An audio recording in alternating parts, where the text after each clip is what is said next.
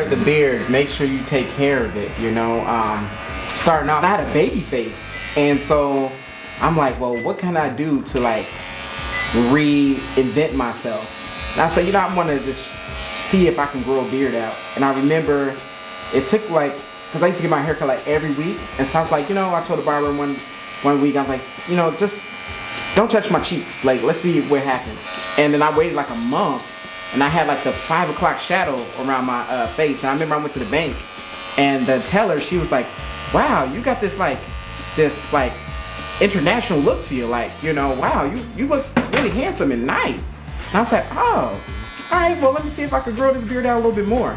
And so that's what kind of like spurred me to like growing out my facial hairs. I wasn't blessed with height, but I was definitely blessed with a nice beard. And so then once I grew it out, I was like, well, what products could I use to like take care of it?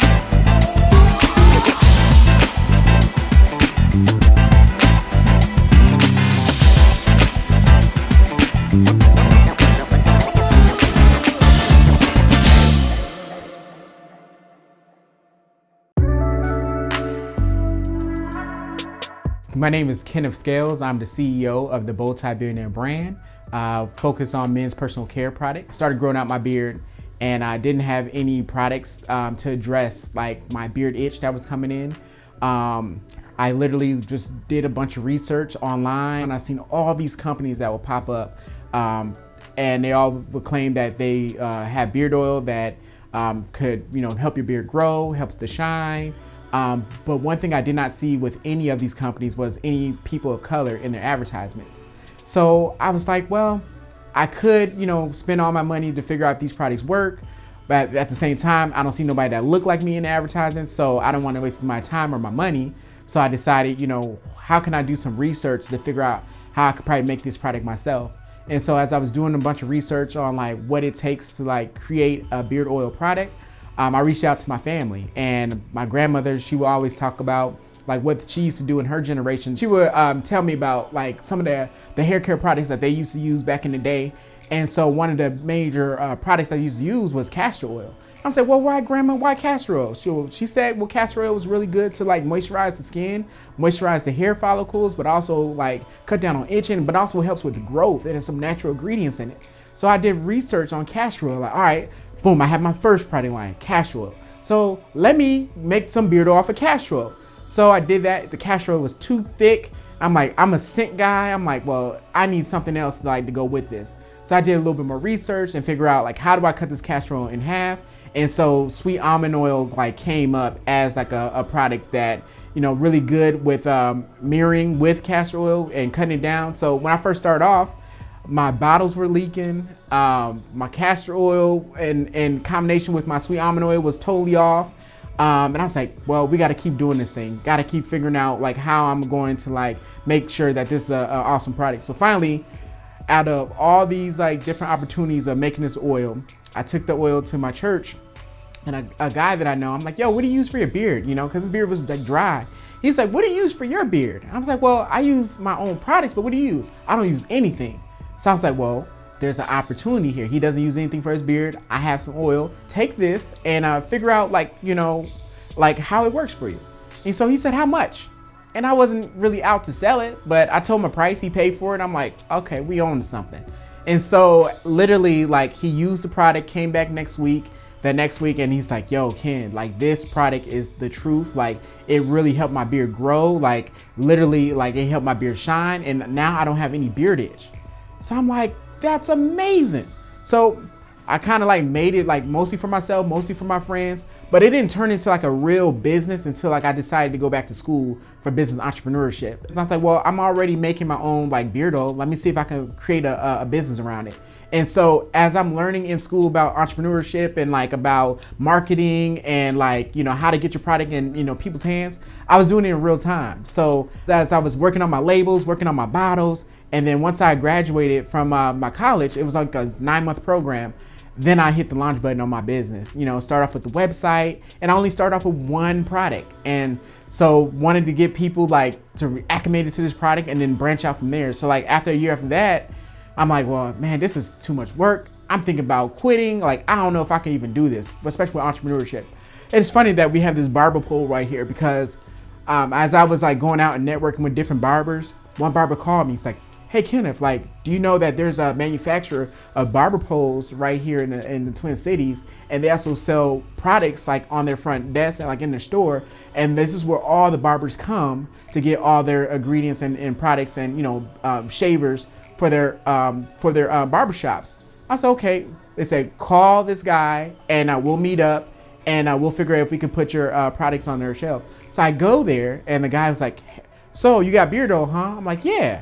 He's like, "Well, what makes your beard oil different from all these other ones? These other beard oils that's been sitting here, it's like 3 other companies.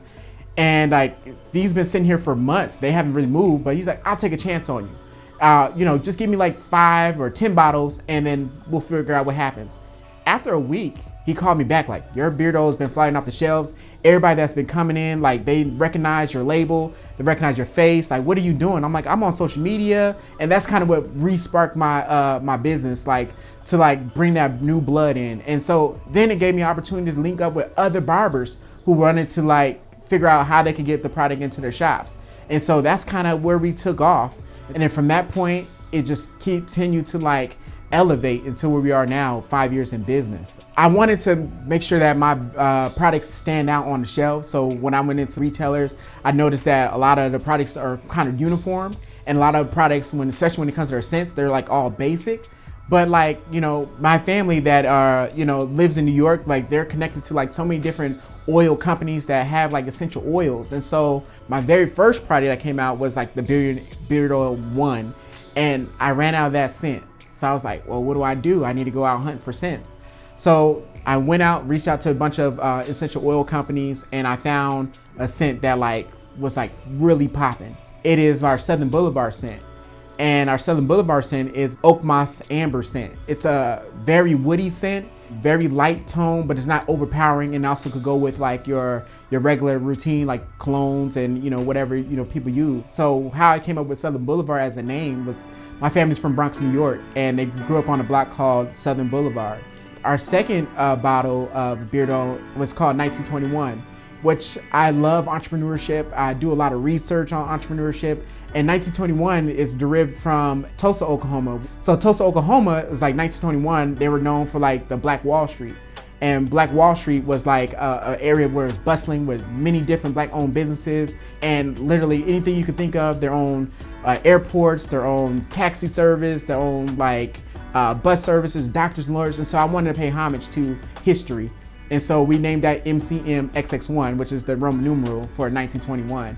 And that scent, I like to use that as like a summer scent. It's more like a little bit more heavier scent, but it's like a date night scent, And then our newest product that we have, it's our newest of the 3, it's our 1987. So 87 was the year I was born. I just made 34, whoop, whoop, whoop. And 5 years in business. And so I said AD and then I put the 87 on it. And it's a nice bourbon scent. I love bourbons, I love cigars. And so it kind of pays that homage and nods to like billionaire status. And so those are the 3 oils that we have currently right now on the market. But also, like, as we were like expanding our product line, we was listening to our customers. They're like, well, what do people use to like wash their beards?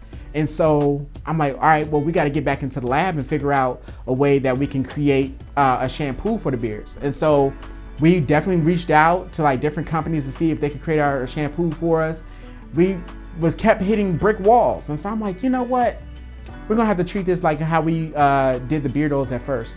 Research, and figure out how we can make our own. So we've made our own tea tree peppermint shampoo, which is really good for the beard. You feel that nice little tingle. It's all natural. You're not gonna have that big lather like most companies will have in their shampoo products. But also, we have our beard oil, and now we have a shampoo. Then we have people like, well, how do you style your beard? Well, beyond just going to barbershop, you're gonna need a comb. And so we created our beard comb, so made out of wood. And it like really goes right through your beard. It doesn't pull out your hair follicles like plastic combs or metal combs. And I was like, well, what about people with big beards? So I'm like, all right, we gotta have options for everybody. So we have a beard pick. And so for people that have like longer hair like myself or bigger beards like myself, then we have people that said, you know what? Father's Day is coming up. Christmas is coming, holidays are coming up. Do you guys have like packages? So we created our beard packages as well. So it comes with beard oil, it comes with like a beard comb, comes with the shampoo, and also comes with beard pomade. And that's something that people are like, well, what's beard pomade? Well, it's basically like a solid beard oil, but also doubles as a conditioner for your beard as well. So you want to make sure that your beard is staying moisturized. Your beard is like, is falling on your face the way you want it to. You want to make sure that your beard is tame. So that's one product that's probably one of my favorite products is our beard pomade. And then also this other product that we are about to launch as well, it is our beard mask. So we call it the Billy Mask. When you think about like hair bonnets for the hair, like women use hair bonnets before they go to sleep to make sure that they can lock in moisture. Put the beard mask on, go to sleep, wake up, take the mask off. Your beard will be compacted so it won't be everywhere, but also the moisture is locked into your beard. There's many beard styles. So like I know men that like can only grow chin strap, and so we call that a chin strap. Or men that could grow like the pork chops, and then like I call that like the cowboy style look. But this is more like the Rick Ross look, Rick Ross like kind of made like the big beard popular. And there's a thing called beard envy too. And so like I even have it, even though I'm like a beard master. And so like when I see people beard longer than mine, I'm like, how do I get it that long? Like draping, like I want to see how I get it that long. But sometimes with like genetics, your beard can only grow for so long, And I absolutely love it, and it keeps me warm. My son, he pulls on it like, Dad, my beard, So, and I want him to like say, Dad looks good with the beard. And then I have my father he's like from the military. So he was in the military. He's always been clean shaven all my life. And so I used to see him like get that 5 o'clock shadow. I'm like, Dad, are you gonna grow it out now? Are you gonna grow it out now? But finally, after 50 some years of him being on this earth, he's finally grown his beard out. And he has the salt and pepper. I'm like, Dad, you look good. And so it's like really amazing. He's like, Ken, send me some products. I got you, Dad. Here goes some products. So it's a generational thing.